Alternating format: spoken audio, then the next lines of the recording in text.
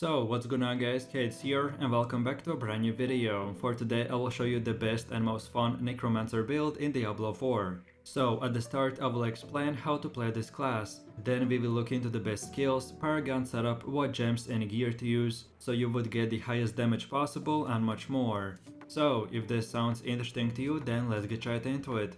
So Necromancer in the endgame has insane single target and AoE damage and crowd control abilities, as well as summons that lets him do a bunch of damage or become a support player. This class is basically really good at almost all roles. And then on top of everything else, corpses provide a unique resource to the Necromancer that is unavailable to any other class, which will offer a powerful and challenging resource that you can manage to achieve super high damage and much more. This build guide is split into two parts. The first part is a Bone Spear leveling build, so to go from level 1 to 50. And then the second part is the full endgame build, which requires at least level 50. And if at any point I go too fast when explaining, or you just need more time to copy the build, then feel free to check out the links in the description to find the build website. So with that said, let's move over to the leveling build. So to start off, from getting to level 3, we have to put 2 points into these two nodes. Then from level 4 to 7 we spend 4 more points in here. Then from level 8 to 14 we will get 8 points, which we wanna use by getting all of these nodes. Then from level 15 to 21 we will get 7 points, which we should spend by unlocking and upgrading all of these nodes. Then from level 22 to 35 we will get 14 more points that we should spend in this order. And then lastly from level 36 to 50 we will get 14 skill points, which we should spend on these specific nodes. And by the way, if I went too fast, then you can easily check out this video's description where you can see this build on a website. And then finally, don't forget about your renown, which after you gather all the renown in the game, you will get 10 extra skill points. I recommend to spend them towards your leveling progression. And then in the endgame build, I will show you where you spend your 10 leftover skill points.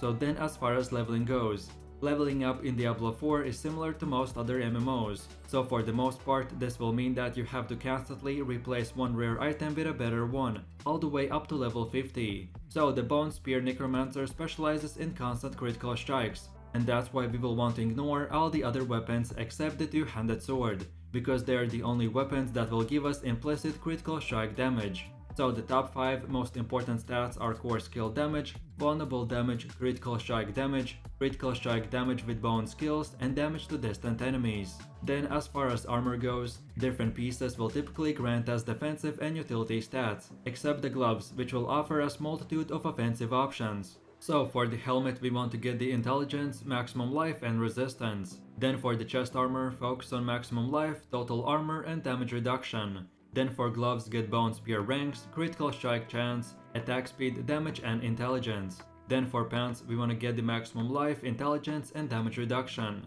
Then for boots we get movement speed, corpse, tendril ranks, fortified generation and movement speed on evade. And then lastly for our jewelry, specifically for the amulet, get damage, all stats, Bone Spear skill ranks, damage reduction and critical strike chance. And finally for both rings, get the vulnerable damage, critical strike chance, critical strike damage and physical damage. And then on top of all of this, don't forget to not upgrade armor or jewelry while leveling. I only recommend to socket armor with rubies, jewelry with skulls, weapons with the emeralds, and save the rest of your upgrades for your level 50 build. And for your specialization upgrades, select the Skeletal Warriors category and upgrade Skirmishes to Sacrifice. Then for the Skeletal Mages, select Cold and upgrade till Sacrifice. And finally in the Golem section, select Iron and upgrade Sacrifice. So then in my final summary for your leveling build, the Bone Spear Necromancer specializes in a single target damage, and he can destroy very powerful enemies when their back is against the wall. For this build, our gear is very important for the highest damage possible, so we want to equip the resource aspect of the Torment, resource aspect of the Umbral, and splittering offensive aspect. And then lastly, keep your essence high, so that the Sortation and Ossified Essence will give us crazy amount of stacks, and that's about it. So now let's move over to the second part where I will show you how your endgame Necromancer build will look like. So first of all, for your skills, we want to use the Bone Spear, Bone Storm, Corpse Explosion, Corpse Tendrils, Bone Prison and Blood Mist. And as for your gear, we already discussed what stats to look out for, but if you're looking for purely best of the best, then here it is. So we want to get the Deathless Visage Helmet. and socket in the ruby gem. Then for the chest armor, get the bone wave armor of the disobedience, and socket in 2 more ruby gems. Then for gloves, we go with the bone wave gauntlets of the grasping veins. Then for the pants, get the temerity, and socket in 2 more ruby gems. Then for boots, get the penitent greaves. Then for the amulet, go with the melted heart of the Selig. Then for the first ring, get the ring of the umbral. And then for the second one, get the band of the exposed flesh. And finally, for your weapon, we only want to get the splintering 2-handed sword. And then for your specialization upgrades, select the skeletal warriors category and upgrade skirmishes to sacrifice. Then for the skeletal mages, select the cold and upgrade till sacrifice. And finally, in golems category, select iron and upgrade sacrifice. Then with that said, let's move forwards, and this is how your skill tree will look like. And if you need more time to copy all of this, then check out the build link in the description. If you just came from the leveling build, then this is very similar. So again, just copy these exact upgrades, and don't forget that by gathering all the renown in the game, you will get 10 extra skill points. And then finally, we have the Paragon system.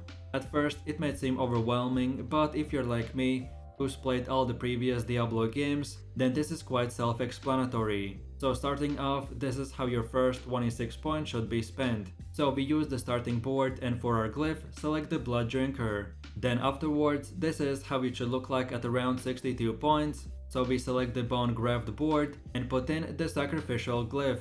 Then this is how it should look like at around 120 points. So we select the scent of the dead board and put in the essence glyph. And then lastly, this is our final goal at around 200 points. So we select the flesh eater board and put in the control. So then in my final summary, the penitent greaves is the necromancer's most important item because it gives us incredible movement speed and it will help us solve the essence problem by triggering the resource aspect of the umbral, so this is very important to get as early as possible. Then as for your gameplay loop, zoning enemies out is very important because this build doesn't have almost any movement skills. So keep using the bone prison and corpse tendrils because these skills will keep enemies locked up and stunned.